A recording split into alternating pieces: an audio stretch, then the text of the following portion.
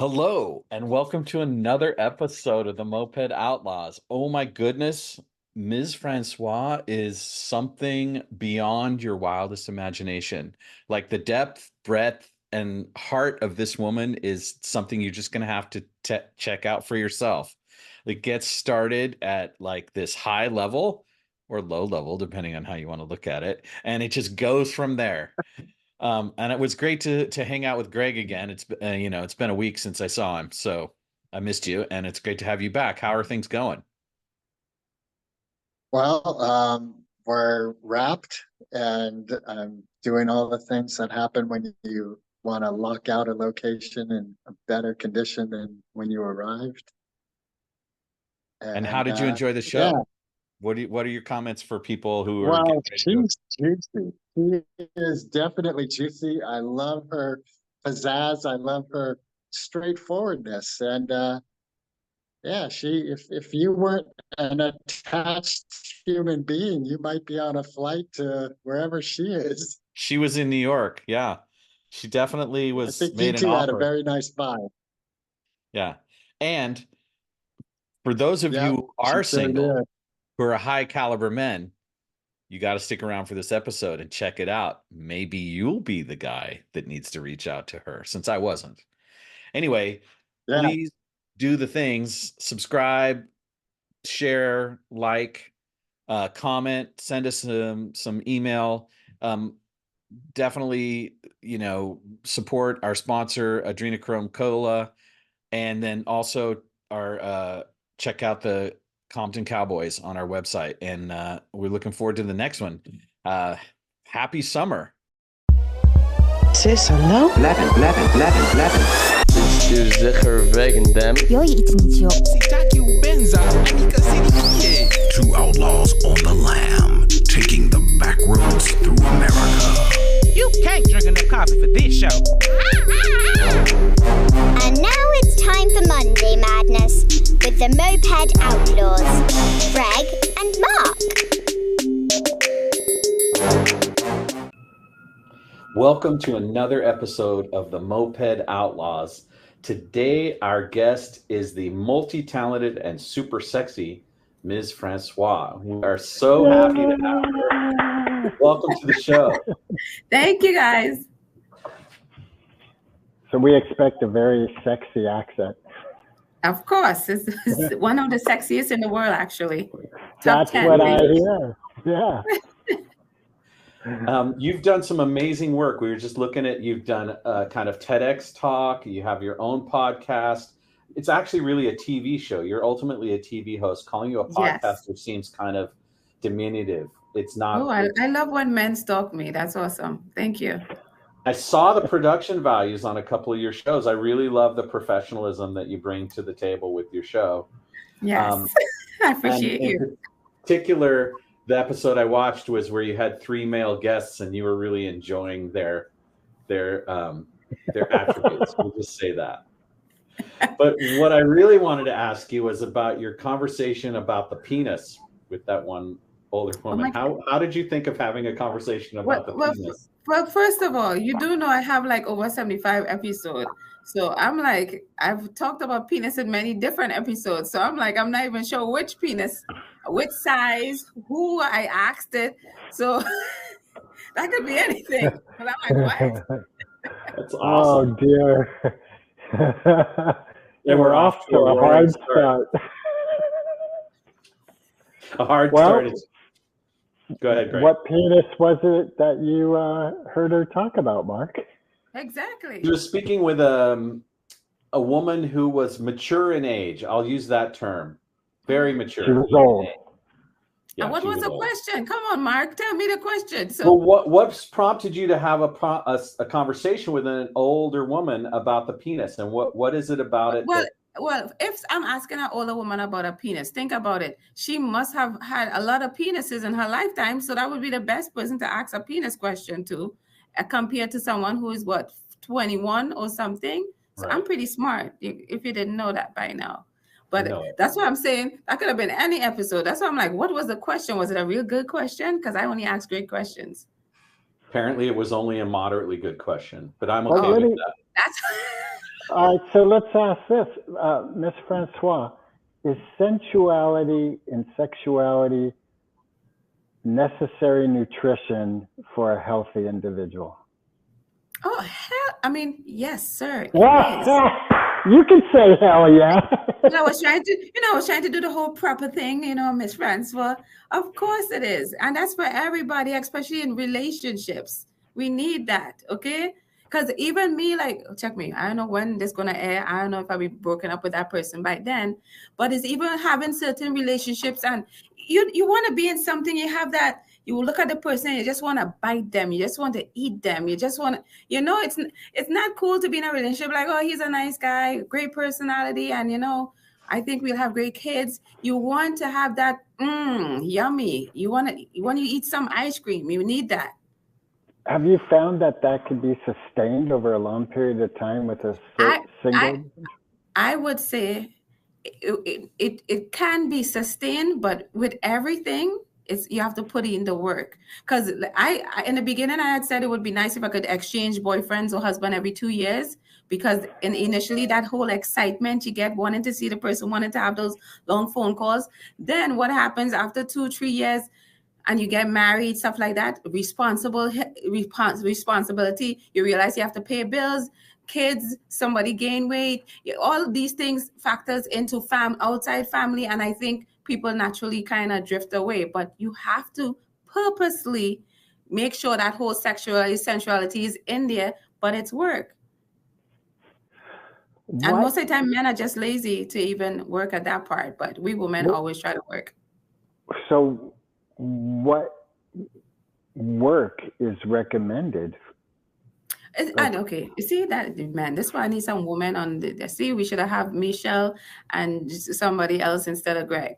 But when I say work, think of it like this, right? When you first start something, when you first start a job or anything, you're all excited. You're like, thank God, right? So when I say work, is simple thing as knowing each other love languages to start. So if I, for example, like it when you take the car to get gas and do certain things. Women be like, oh, like for me, when you do certain things, I'm like, that's my man. He handled me right. If you know your love language is affirmation, tell that person, oh my God, you worked out today, honey, you look good. All these things would help someone be interested, keep the excitement going, but everyone gets lazy. No one brings flowers home anymore. No one surprises anyone anymore. And then you have a bunch of angry people walking around cheating, saying, it just doesn't work. But everyone just lazy now. Greg thinking of all the relationship he messed up. Go ahead, Greg. No, well, the lazy. So it's interesting because I just read this quote by Joni Mitchell, and it's come up a couple times in my life, where she was talking about being in being in a single relationship for a long period of time. And what she was saying is, when you first meet someone, it's like you fall in love with yourself because you're showing them all the best aspects of yourself.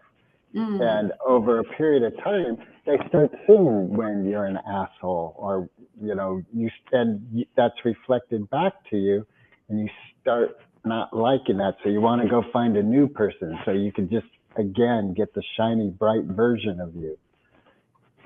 But what she said is, by doing the work and sticking with the relationship, you get something much deeper than that surface jumping from person to person to person.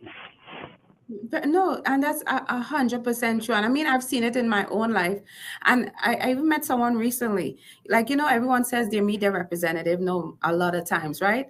People tell me I need to present a representative because I'm the kind of person. I met this guy recently and I said hi, right? But I went into, okay, do you have a wife, mistress, or side? Like, I need to know these things. So girlfriend, mistress, or wife. How many kids do you have? How old are they? Like, I need to know certain things up front. I think people prolong certain situations when they're dating. So everything always seems amazing. This time the IRS is looking for them.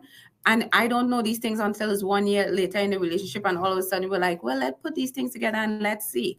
But I think the older you get, I think your experiences teaches you a lot. And for me, forget the representative. I feel like we need resumes. Like, here's your resume. thank you, Greg. Here's mine. You think this might work? This is all the challenges I have. This is what I'm working on. This is what I suck at. This is what I'm great at. Do you think we can maybe see how this might work? I mean, you'd still need that whole attraction and stuff. You need attraction to start anything for the most part. This is not an arranged marriage, right? But I think you need to start somewhere and have a foundation and then see if it's going to work. But now, if you're just going to play the field and we're just going to have sex, now that should be upfront too. But a lot of times, especially at a certain age, at my age, even though I look like 25, right, Greg? Yes, ma'am. I was going to say 19. I think at a certain time, you want everything up front. So the representative is just not cute anymore. There's an element here of us using the word work, right? But it's actually play.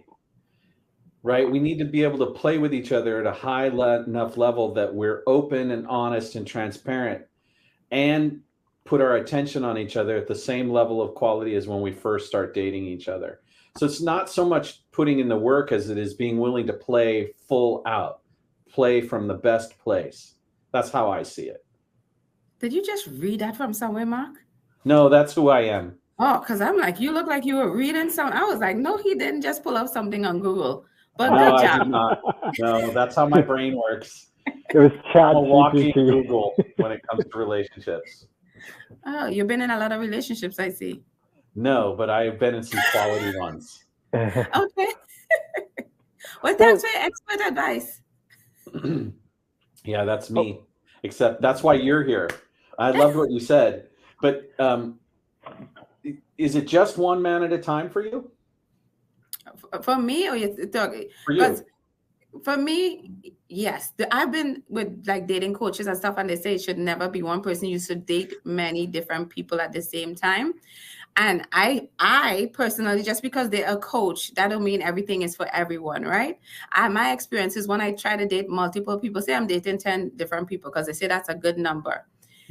9 of the men could be crazy about me, but I might be crazy about guy number 10. So even though I'm dating all 10, you can't wait to run home and call your favorite person. So, and at the same time, it's such a distraction. And it's hard for me. Some people are great at it. Some people just going on dates to get free food. I mean, I don't really need that. But for me, I just need, maybe I could do 2 at the same time. Check me. I don't know when this is going to air, but right now I'm dating 2 people. And one I'm crazy about, that's the one that I still run home and I can't wait to be on the phone with. And the other one, I'm like, oh, he's a nice guy. And you're transparent with them about the relationships. Hey, I didn't say we having sex with anybody. I don't need to be transparent about nothing. Unless I'm having sex with you, I could be more transparent. Right now, I just put in my tongue in your mouth and that's about it. Okay? No, don't be twisting up your face, Greg. I won't have that. I could put my tongue in my mouth. Wait. You said earlier that you think you should have a resume up front and put it all up front. Yeah, well, you didn't ask me what I'm looking for right now. Right now, I'm just in a season where I'm just relaxed. It's summertime. I want to have conversations. I want to go out and have some fun dates. I don't mind that, right? When I decide, okay, maybe I'd want something more serious with a particular individual, I have no problem having a conversation. But even if they're interested, they need to say something upfront, right? So if I'm not saying nothing, you're not saying something, maybe everybody just having fun. If I'm ready to say something serious, I'm like, look, I'm dating so-and-so, I'm ready for something serious. You're the person for me. What's your response? And then we go from there. But right now, can I breathe? Yes. I like it. Thank you. You're welcome. Thank you for being so transparent with your desires. What do you think are some of the challenges?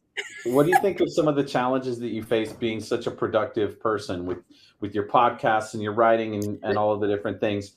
How hard is it to make time for men in your life? This is my thing. Let me tell you something. You could be crazy busy.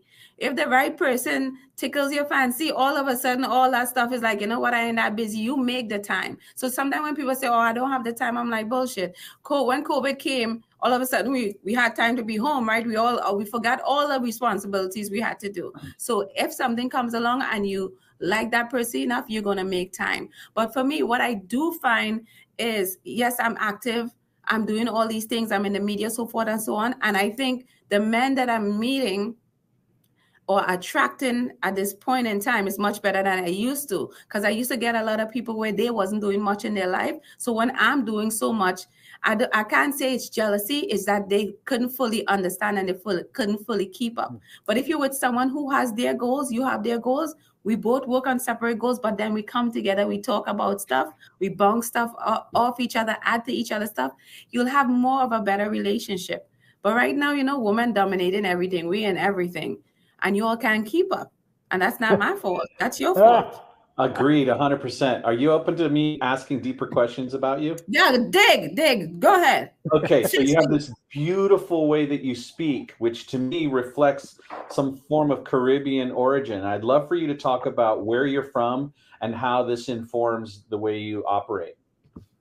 Well, I am from one of the greatest islands on earth called Trinidad and Tobago. We have 1.5 population, yet we dominate in many different ways. Okay, we have the greatest carnival in the entire world, and that is actually stated, and also one of the top 10 sexiest accents. You're welcome. I see Greg giving me a little wink in his eye, so I know he's interested. No, Greg, sorry. But anyway. It's the hair, isn't it? The thing that I like about myself, before my accent, I used to be so self-conscious about it because I thought I had to speak like, hi, how are you, Greg? How are you, Mark? Oh my God, everything is great. And then I realized I like being who I am.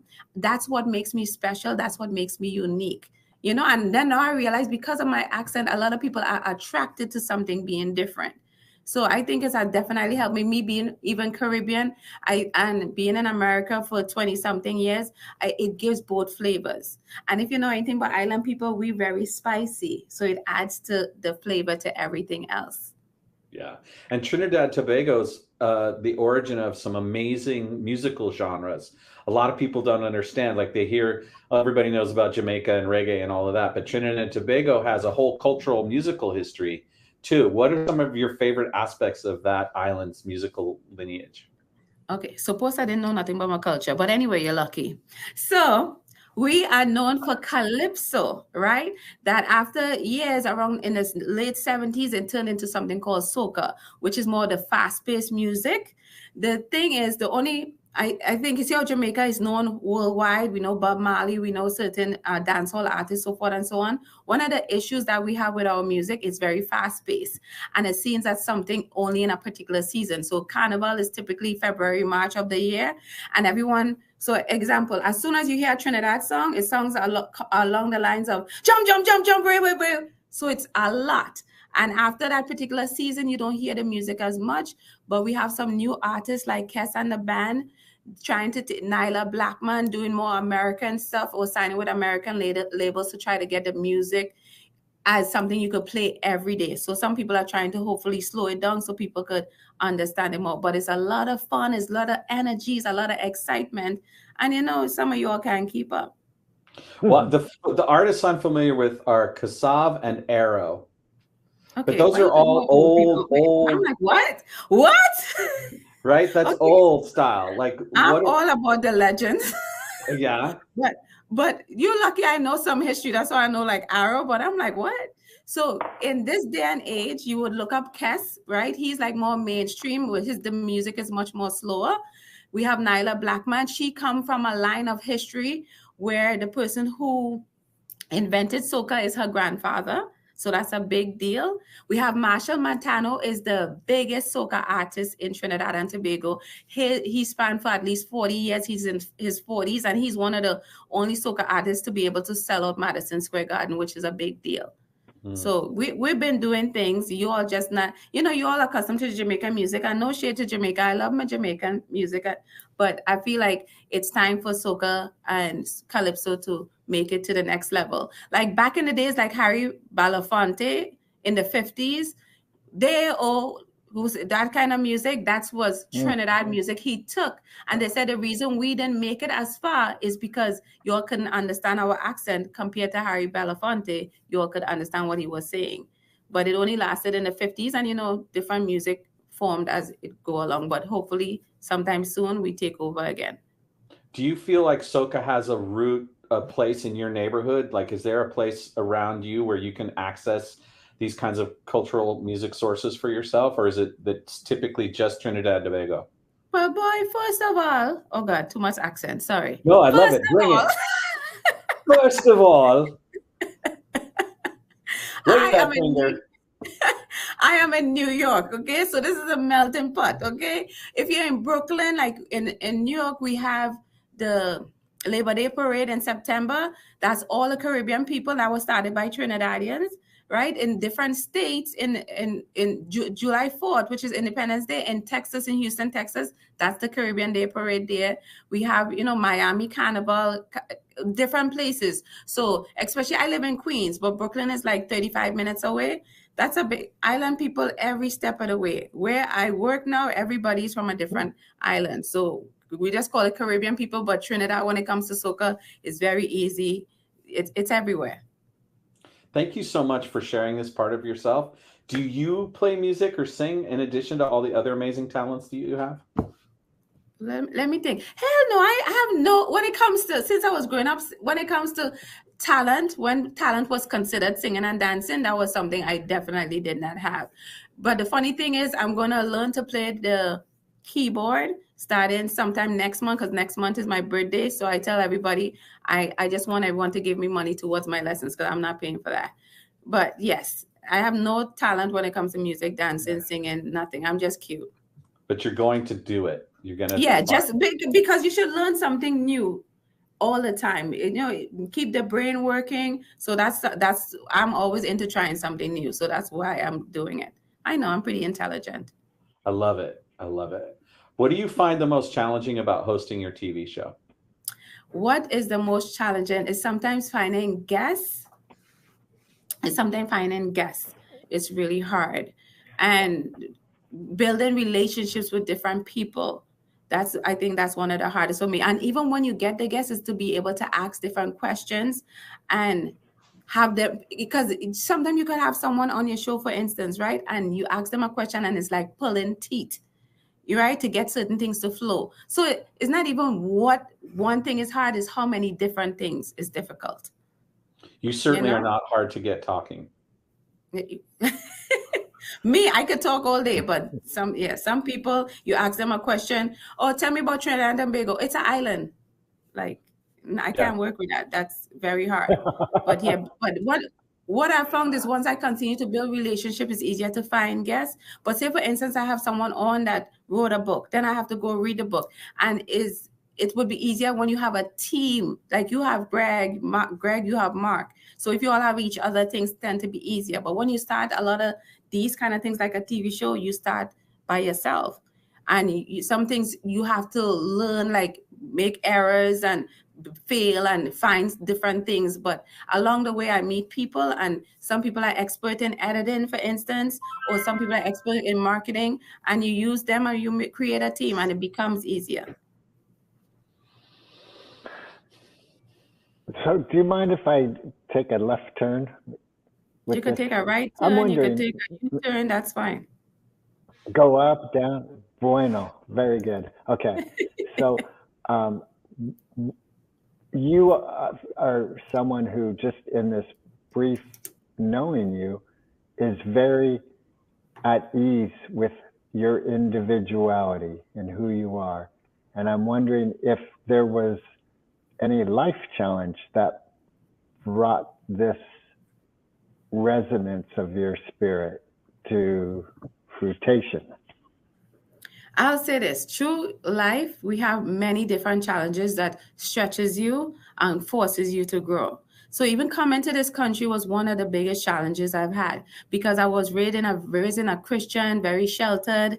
The environment was, everyone was your auntie and uncle. You trust everyone, they got your back. And then you came to America, which is New York, and it's scary. And I lived in New Jersey for the first 9 months, and most immigrants have a story, and most people don't tell their story because it's always filled with sadness or something like that. So the people that I stayed with, for instance, was not the nicest people. Was always, you had the lights too long, you do it, everything. They had a problem with what you're doing, right?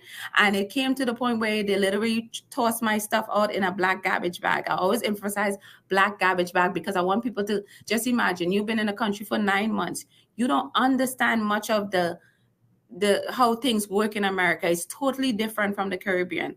And people always say I have an accent, they don't understand what I'm saying, but Americans forget they have an accent. I don't know what you're saying either, right? And to be outside with not knowing where to go with a black garbage bag and trying to find where to sleep that night, that's scary. So I had one of those situations. I think that was one of the biggest challenges I had in my life for coming from a foreign country to this new country and being able to get over such a hurdle, right? So that's one of my biggest challenges. Beside that, trusting people. I'm from Trinidad. Everybody's auntie and uncle. When you come to America, especially if you live in New York, you can't have that trusting kind of attitude because people take advantage and manipulate you. And I had some of those situations. And then for me, being that I come from a loving family, I kept searching for love here because when I came, I was the only sibling from my household. But I then started to search for it in men. And again, I had no experience. I was a virgin till I was about 18. So I haven't seen a penis for 18 years. Most people these days see penis at 12 and 13. I don't know what a penis look like. I think, you understand what I'm saying?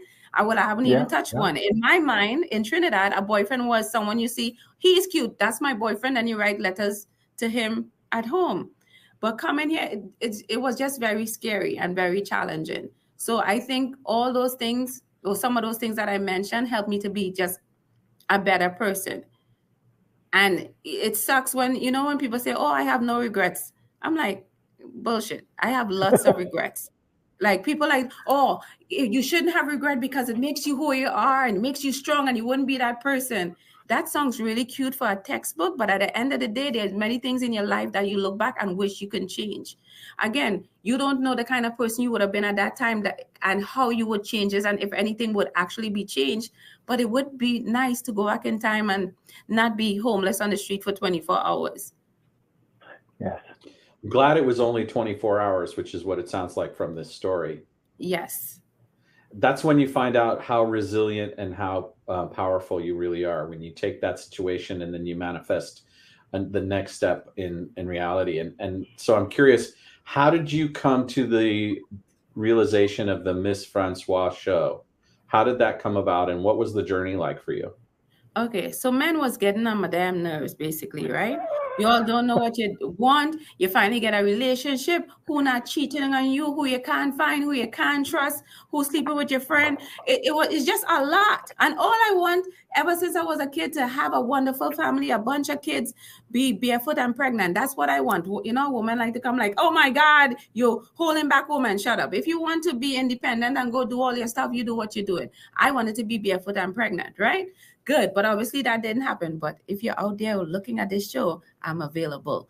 But with that said, I was frustrated of my relationships. So the show was supposed to be called Frustrated, but my boyfriend at the time, which we was like on shaky ground, he always used to call me Mss Francois.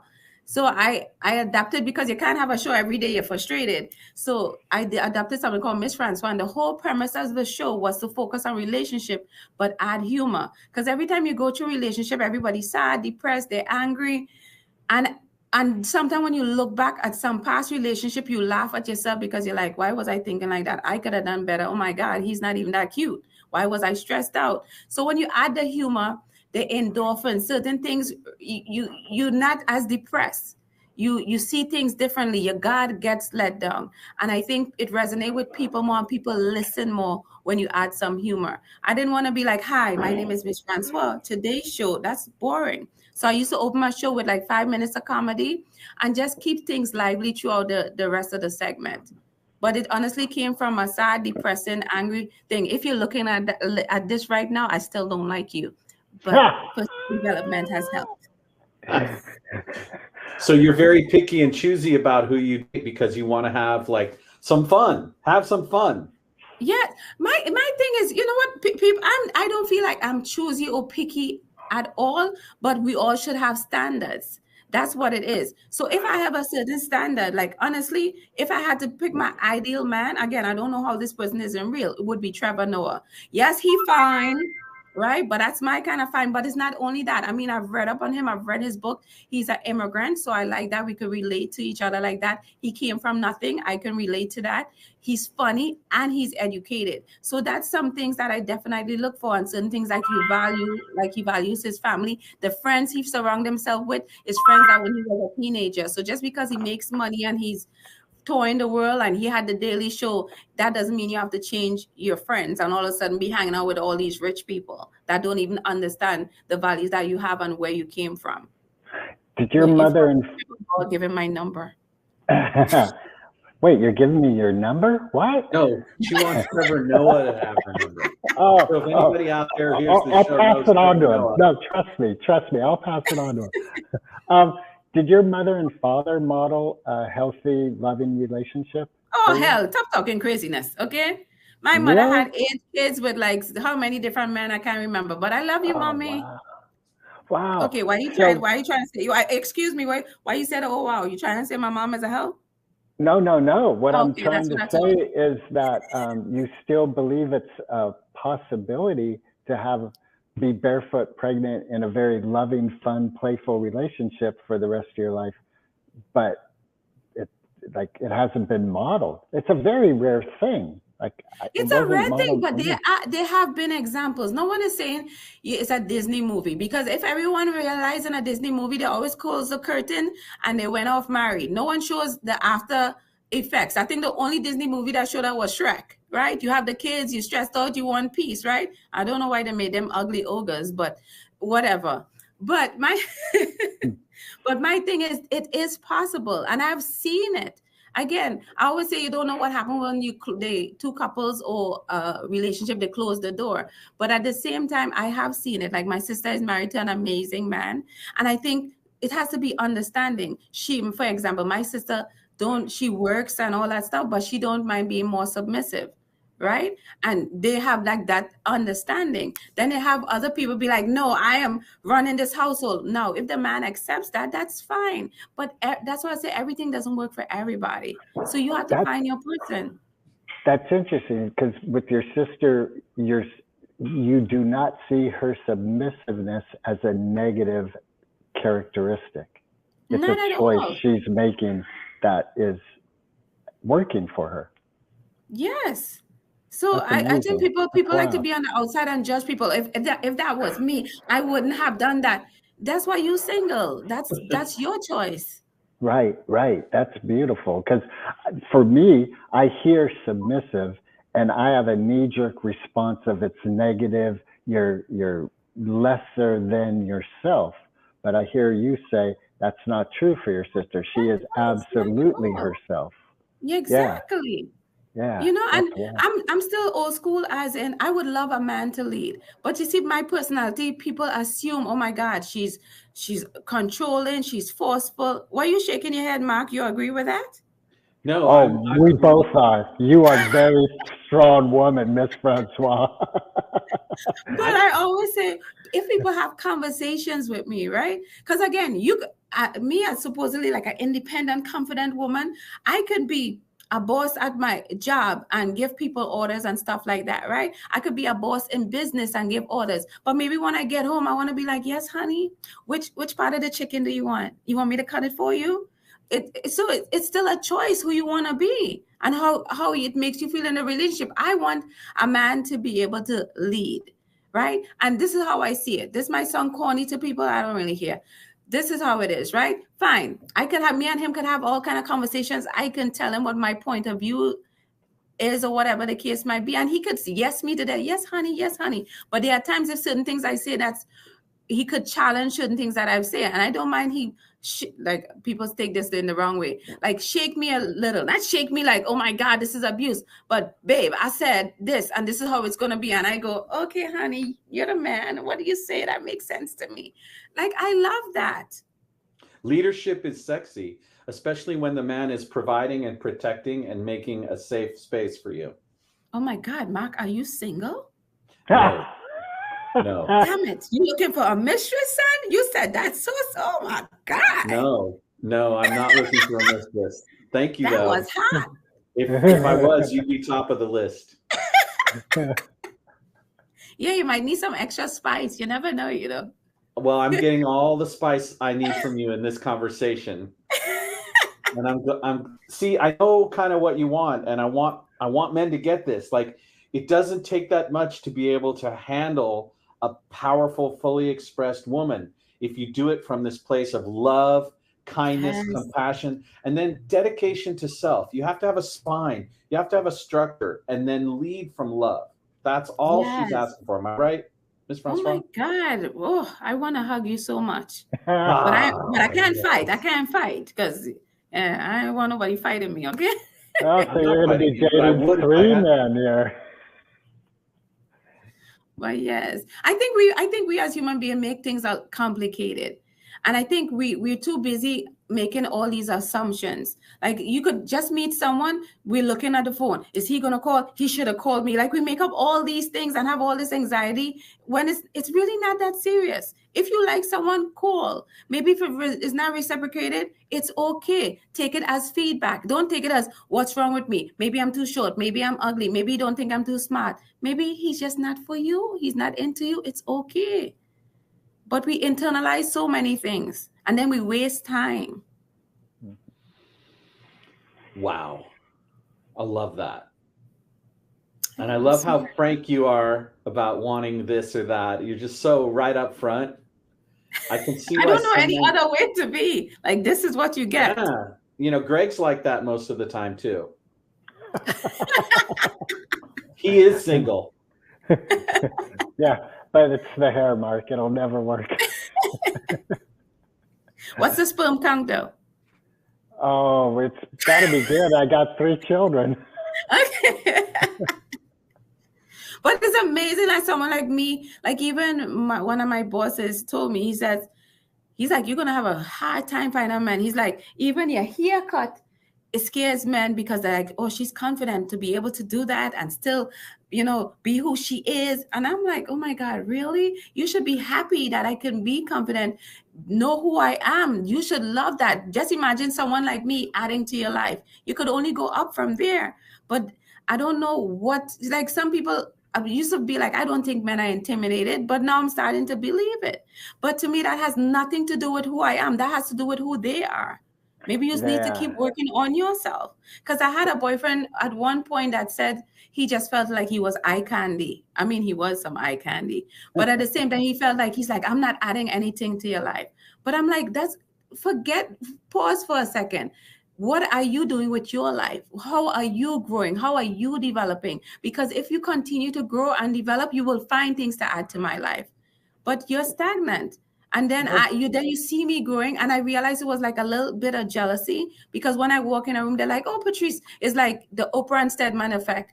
But Stedman, as far as I'm concerned from the outside, he seemed to be confident with who he is, the money he make, the businesses he have.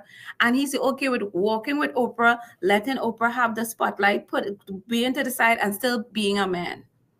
You know what's brilliant with Stedman and Oprah? Well, you met Oprah, I haven't, but it seems like we have so many opinions about them without ever having met them.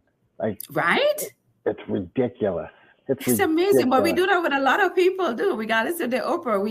We just make all the assumptions. Sometimes we see a couple and we're like, oh my God, it's such an amazing relationship. And then next week you hear they split up. Right, exactly. My parents, when they divorced, they sent out a divorce announcement to everyone. My parents were crazy, but they sent out a divorce announcement to their friends of a very loving picture, and all their friends got it, thought it was like a 25th anniversary announcement or something. And they opened it up and it's like, we're splitting up. It was like, oh my God. But that's kind of cool. Do things a little differently. Right, but here's the part that wasn't cool. It's like what you just said is none of the friends saw it coming. And what that tells me is my parents were not forthright with the reality of their relationship. You know, maybe if they'd been more upfront about where things were really at with their close friends, they wouldn't have split up, because they would have been dealing with the aspects of the relationship that needed to be healed and worked on. But I would say that could go both ways, right? Because sometimes you talk to your friends about it, and sometimes they have too much input and could make things worse. So if I'm all for having a friend or family, but it's like choosing wisely who is these particular people, because everyone goes around these days. And if you have read my book or seen anything, I can't stand the word friends. Everybody's a friend. It's a friends with benefits, a BFF, and it's just watered down. That is a bunch of people around you that don't even have your best interests at heart. So it's having, I call my person my confidant. And a lot of times who I feel like is different, when I talk to my confidant, it's not for you to solve my problem. It's honestly for you to shut up and listen to what I want to say. Sometimes you just need an outlet. And because sometimes you have a friend, say you have a girlfriend, and you some issue with your boyfriend, she'd be like, yeah, we got to get in the car, we're going to do this, calm down. Like, that's might sound cute, like that friend have your back, but that friend don't really have your back, because you might end up with worse consequences. So honestly, you just need that person to be there for you, to listen and to be more understanding and not even judgmental. When you have a bunch of friends, well, I told you he wasn't right for you, you should have known, and I can't believe he did that. Too much. Yeah, I agree. Yeah. I'm curious about your cultural frame of reference, because in New York and the area you live in, and then the community that you're probably most involved with, do you think that there are particular issues that men face that are more difficult for them in terms of their dating life as a result of the cultural framework? Oh, that's when it comes to culture and relationship. Yes, it's different. For me, right? Most of the time, I would rather date someone with a Caribbean background, and it doesn't mean he has to be born here. It means at least he was raised with Caribbean parents, and it's different. Like, I used to date my white boys back in the day, but anyway. But it at some time it was kind of challenging. It's cute when you're young, like, I'm gonna show you new things, you're gonna show me new things. But I got tired of explaining why curry is green, and I got tired of explaining different things. It was exhausting. It's cute in the beginning, but it's not cute all the time. But I find, for me, when I'm with my supposedly same, like, Caribbean people, they have a better understanding of the culture. The understand, like for instance, when I meet a Caribbean man, you come out with your friends or whatever, they're paying for everybody. You good to go. When I come out with some of you American men, you're talking about 50-50, and you ask me out, and I'm like, I'm not accustomed to that life. Yeah. So it's different. And I think Caribbean people, we do have this loving, caring, giving kind of thing. And my experience, nobody come for me, it's my experience I'm talking. Now with the American man, it's just totally different. It's more me, and it's good that you're here. Well, as someone who's seeking relationship and love, what brought you to want to move to United States and to New York? I never wanted to come here. Are you crazy? Hell no. This is not my kind of thing. What?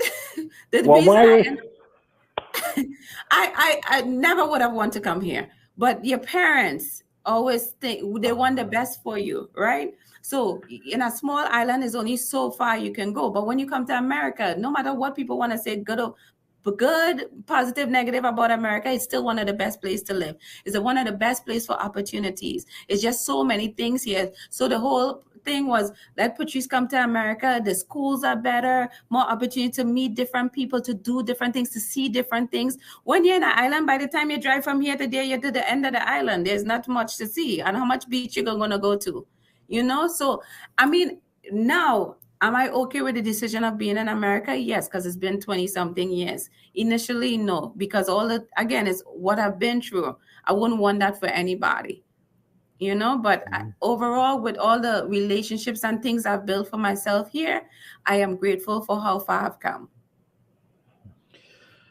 My other question was pointing at this idea that people, particularly immigrant culture and Caribbean culture men and men of color, face another layer of challenges that white men and people who are immigrants from European nations don't necessarily face. And I think that ties into some of the issues that you're in terms of men being fully in their power. Do you see that as real? Is that real? Do you think there's still a lot of oppression that's going on in the men that are in your community? Okay, so let me break this down. So you just mean white people and black people?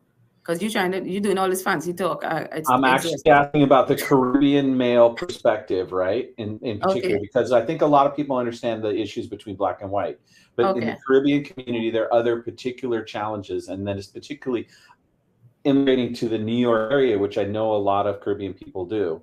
What are some of the things that you notice about how black men in the Caribbean face challenges in living? Okay, so it ting out a little, but I'm going to repeat what he said. What are the challenges that Black Caribbean men face in New York and in immigration and in defining their lives and being able to feel powerful so they can create the lives with their women that they want? Well, I ain't going to make nothing up or whatever. I don't have a penis, so I don't fully understand what they might be going through or feeling. That particular thing, I could only speak from like my experience.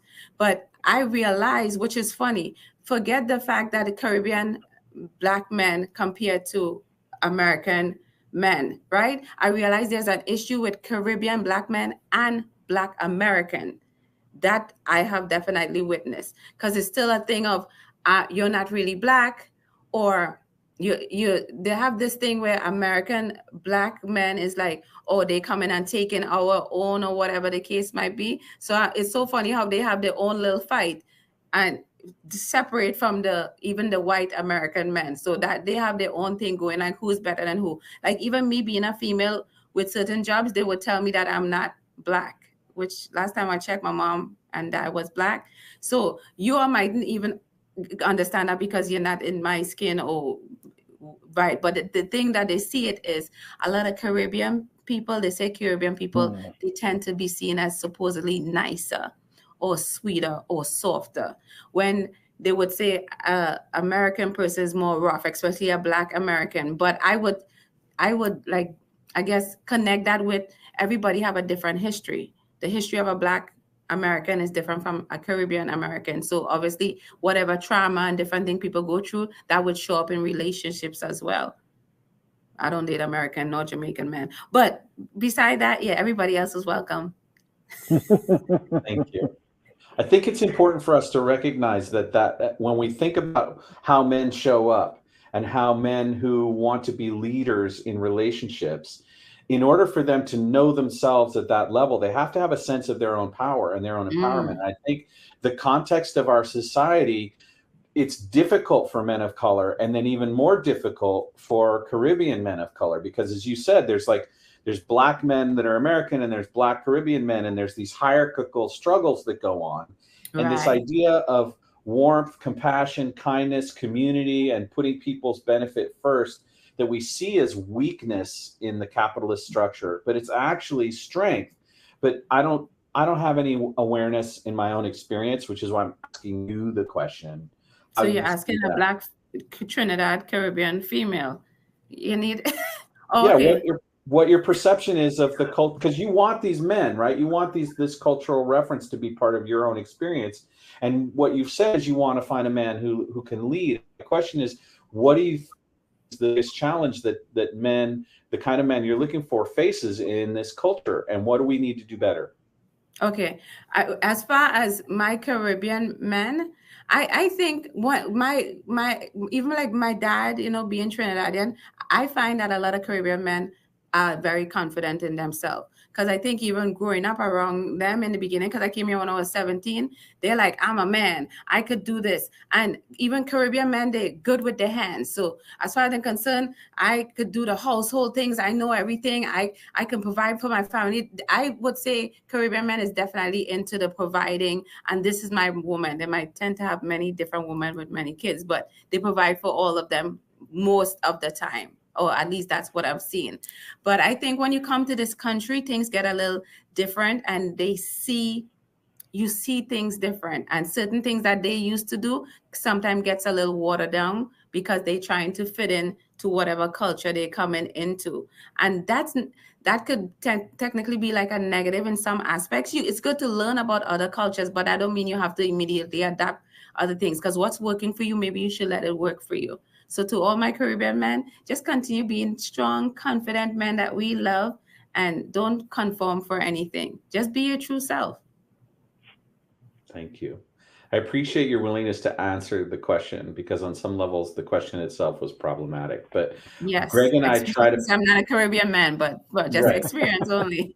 But one of the things Greg and I do on this show is try to ask the difficult questions and have the uncomfortable conversations and still have fun. And you've been really good at that. We're coming close to the point where we have to transition to the end of the show. And so how do people get in touch with you? I know there's the Mss Francois Show. And if you just Google that, you can find all of the different socials. But how else do you want so I'm on all social media. So the main ones, the Instagram, the TikTok, the Facebook. No matter what your age is, I'm on one of your social media. So you can definitely check me out. Got it. And are you always looking for new guests and things, or you have a particular way that you go about finding the guests that you want to have on your show? Okay, so right now I'm even pausing on doing some shows. What I'm focused on right now, I'm the founder of something called Striving Goddesses, which I support other women, well, single women, I should say, who are exploring new relationships or healing from broken one. And I'm coaching some of them to rediscover their self-identity. But the main purpose of them is I want you to confidently transition to the next chapter of your life. Because a lot of times when we're in relationships or we're coming out of a relationship, we're looking for a relationship, we keep taking the same baggage. We take a purse, we take some kind of something with us in the next relationship, and then we wonder why it's not working. Right? So it's just making sure that people, I think a lot of time when it comes to male and female, we're quick to bash men, or men are not doing this and they should do that. And I'm like, it's not even about that. It's about making sure you are the best you can be so you attract the right people. Because in my life, I realized for most of my journey with relationship, I was just attracting the wrong person. And that has to be with me, not knowing my self-worth, not knowing who I was. So therefore, I'm attracting those things. And then I can't get mad if I'm attracting those things. So just being the best you can be in order to transition and finally meet Prince Charming. Wow. You got to kiss a lot of frogs. Yes. But that could be a lot of fun. In some instances, yes. Wow. All right. Well, we have one question that we ask all our guests, so we're going to ask that question. And these are real. No. Okay. No. Okay. Ooh, sorry. I love it. You don't ask that question. Thank you for that answer. Okay. My cheeks are warmer than they were when I started. Thank you. Yeah, I just want to say, Mss Francois, you are juicy. You are juicy. So thank you very, very much. No problem. I want more. So question: Eminem or Foo Fighters? Eminem. I can't even remember Foo Fighters. Like, I'm Caribbean. I ain't that mixed up in that culture, but I know Eminem, and he's a nice white chocolate. Thank you. Thank you. So you do now and then dip into white chocolate, huh? Fabulous. Well, thank you so much for your generosity of spirit, for your good humor, for being willing to challenge us and step into the arena and playing powerfully. And I know I speak for Greg and our audience when we say, we love what you're doing. We love the fact that you're stepping into your own power and that you want what you want, despite what other people think. It's really been fun chatting with you. And if there's anything we can do in the future, like if you do a book launch or whatever, we want to know so that we can have you back. Oh, that'd be awesome. I told you, like, if you need help finding that person or whatever, make sure and call you. But just so you know, if you're over 5'9", again, and you've all been listening to what I've been saying, feel free to message me. I'm open, because everyone is blowing up my DM, but every guy that I do talk to assumes someone else is trying to talk to me, and therefore sometimes no one is talking to me. So be brave. Just because I'm confident on all this amazing charisma, take a chance. DM me. You never know. By the time I come back on the show, I should be pregnant. Right. For the second time. Thank you, Mss Francois. Thank you, guys. Okay. Fabulous. See you soon. Bye. Recording stopped.